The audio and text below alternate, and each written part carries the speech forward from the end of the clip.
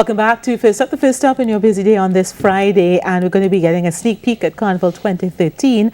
At least one of the hot new bands to launch into Carnival 2013. To tell us more about La Isla Band, we have the band leader, Petle Claverie. Good morning to you, Petle. Good morning. And welcome. Jessie. I'm fine. Thank you. Okay, so tell us about La Isla, how you came up with the idea, why you've decided to join the fray of all the madness that is, mass in Trinidad Carnival. Well, actually, this is my 9th year involved in Carnival, right? I started way back in Poison as a section leader in Poison, and over the years, our sections has just been growing in terms of numbers, in terms of people who wanted to be part of it. So this year, we decided that we would actually give our masqueraders an opportunity to play in, rather than just one costume, one color. They have now a range of colors to choose from and different styles as well. So you've done the natural evolution thing, because it seems that all bands either came from Hearts, Poison, or Barbarossa. That's it. If I'm not mistaken, all the bands have evolved from being a section or two into their own bands on their own. That's it. Well, Carnival is an on-the-job training sort of experience. So and what these bands, Poison, Barbarossa, I mean, they were like training grounds where they allowed you as young people, because we were much younger then, to explore your creative talents, and express yourself. What are you offering that other bands are offering? Because it is such a competitive arena now, Carnival. What's different from your island La Isla band and Petlemas? Well, right. Well, the team that we play in this year is La Isla del Encanto, right? And it is a reference, it's based on Puerto Rico, right? La Isla del Encanto is like the home name they give to Puerto Rico, right? It means the island of enchantment. And what we're trying to do is to create designs that reflect the team, even from a backline perspective. Because a lot of bands now, to see the team, you need to see the full front line to know what you're doing. I mean, what the band is about. When we see the band, how is it going to be different from any other of the modern types of band? Because, and I'm not knocking the bikini mask and the feathers, but very often it's just variations of feathers and colors. What's going to be different from your presentation to the tribe and the spice and the fantasy and the humor? Because very often we sit on the stage and we look and we just see variations of color. Miles of color. And in all honesty, I mean, where mass has gone now, it is more a matter of the vibe in terms of masqueraders playing than pure costume differentiation. All right. So, for example, all the bands, we are into bikini and beads. All right. We're all doing bikini and beads and feathers. And you're not making any apologies for that. And I make no apologies for that. That is what we do. Right. And the whole idea is to do it so that the customer is satisfied. And that's what we all try to do. Just make sure that our customers enjoy themselves on the road and have a beautiful costume, because what they want is when they wake up 6:30 in the morning on Tuesday morning and they come out on front of their porch to take that first picture with the family, that they look gorgeous. So basically, and we probably need to stop being hypocritical and accept the fact that for some people, their carnival fantasy is to wear that beads bikini, that sexy, that sexy look. That's their fantasy. That's what they want to play on that day. Exactly. Yeah. Trinidad, there's scope for all different genres, as you would say, in terms of mass design. All right. There are new bands evolving that doing the creative style, more elaborate costuming, and that's fine, But is it what the masquerade is demanding? And let's face it, Carnival is 95% women. Exactly. And is it about your body adorned with the other things rather than the full costume? Is your body now the costume, and then you have the adornments of the flowers and the beads and all of that? Well, for some, definitely yes. They work hard at gym for the whole year. And even coming down to Carnival, putting that extra push so that they look, How many sections are we covering? We want to see 2 of the costumes now. Right. We're launching on Sunday, coming here. And we're launching 7 sections. All right. Each section, again, reflects a different theme related to Puerto Rico. So the costumes that we have right now here would be the blue represents enchanted waters, right? And if you look at it, you would see, whenever you're looking at blue waters, you would see that on the top of the water when the sun is glistening, so you'll see that silvery glistening in between, broken up between the blue. Right? I was wondering when she was going to smile. They were waiting on the cue. And the white costume. Right. The white is representative of Lamina waterfall. So if you look at it, I mean, the idea was to give you the cascading effect with the fabric flowing into the water fall like between the legs in front. And the black represents like the black stones that you normally find around the waterfall. If you weren't able to describe it, do you think people would get those interpretations just by looking at the costumes?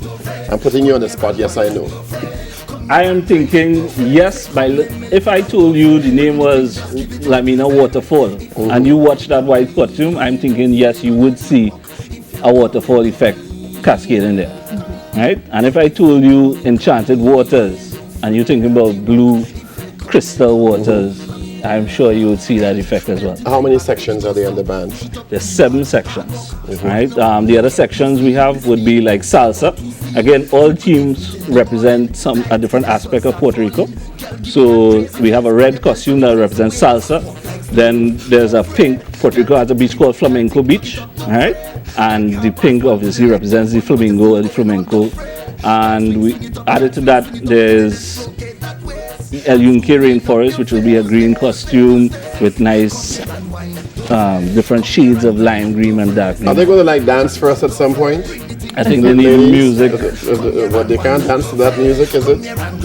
Come, girls, shake your leg or something. You're all just standing there. Come, yes, dance. They're supposed to be He said displaying the costumes for. But he said it's about the vibe. Didn't you see that? It's the vibe, It's about the vibe, so we need to see the But we're vibe. also family TV. Sorry? Well, the vibe doesn't have to be anything untoward. They say there's a family program. Well, vibe doesn't necessarily is not exclusive to family. So your mass camp is? Right, we are located on number 40 Murray Street, right, in Woodbrook. The camp actually opens, we have an open house next week Saturday, all right, on August 11th, and everybody's welcome to come through. We're going to have some like cocktails and stuff that you can sample, and you'll get even to see the costumes close up on the mannequins. Do you have any special individuals or characters or a king and a queen for your band? Oh, no. Well, at this point, in truth and fact, I mean, all the years I've been doing mass, I've never done those sort of pieces, individuals. So this would be, I mean, we're sticking with what we know personally that we can produce and produce well. Who designs the entire band? The band is actually co-designed by myself and Tracy Julian, right? And we also have one section that is a private section, and the owner of that, Quasi Robinson What Design. size of participation are you looking at? We're looking at 1,000, 1,200 masqueraders. Is that medium sized or small? I can't remember. Actually, the way it's categorized now, we would still fall in a large band category, all right, according to the NCBA official rules. And are you preparing to enter all competitions, or is it just fun? We're preparing to enter all competitions. If you could change, you said you've been in mass 9 years? Yeah. If you could change one thing about Carnival next year that would make it better for all masqueraders, what would that be? Oh, there's... I opened the door for you. Oh, first off. I said one thing. No, the most important thing, we have a large number of bands on the road, right? We can't get away from that. That's where we are. What we need is proper security provided by the officials and proper lighting of the entire route. Lighting of the route? Lighting of the route. We can't light the entire route. That's impractical. Come on. Most importantly then? That's what the sun is for. No. You're thinking that the mass really ends at 6 p.m., but it doesn't.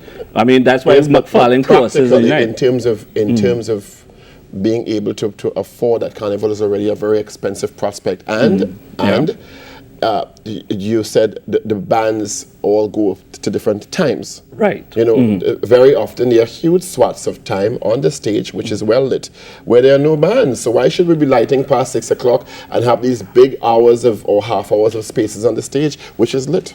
Well, I don't know from a masquerader's point of view, right? Because I played mass before everything. And if you are in a band that happens to reach that stage or reach anywhere from Frederick Street to enter the Savannah, it is basically a nightmare in terms of the darkness in that stretch particularly, right? And when we're talking about security and masqueraders, I think it would go a long way if they could at least then, all right, I would at least light fully the entrance to the track from Frederick Street. For security reasons. For security reasons. And that's the most important thing they could do for Carnival. When Carnival 2013 comes around next year, and you enter all your competitions and you win whatever prizes you win, what's going to be the next step for Petlemas after Carnival next year, after Carnival here in Trinidad next year? Are you going to do like some other people do and go to the other carnivals around the world? That's the circuit. That's what you have to get into. If you're in so mass, to officially become a circuit. If you're in mass as a mass producer, then that is where you have to go. What are we watching here? Is this an audition for models for the show, for the band? Oh, yes. We hosted a model casting in order to select the Isla girls. Oh, you opened the door for me here. What are the criteria? Are there no full-figured women, or is Petlemas only for the skinny girls? Is that it?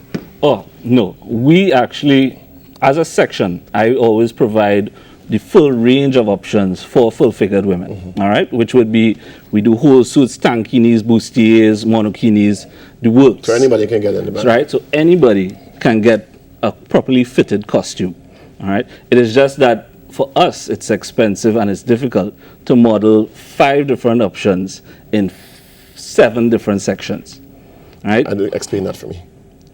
We actually have to wrap up now because we've run out of time. You will have to discuss it off air. That's it for today's edition of First Up, folks. And Paul and I, we're going to be back on Monday morning to do it for you all over again. Bye-bye. Go George Marvell.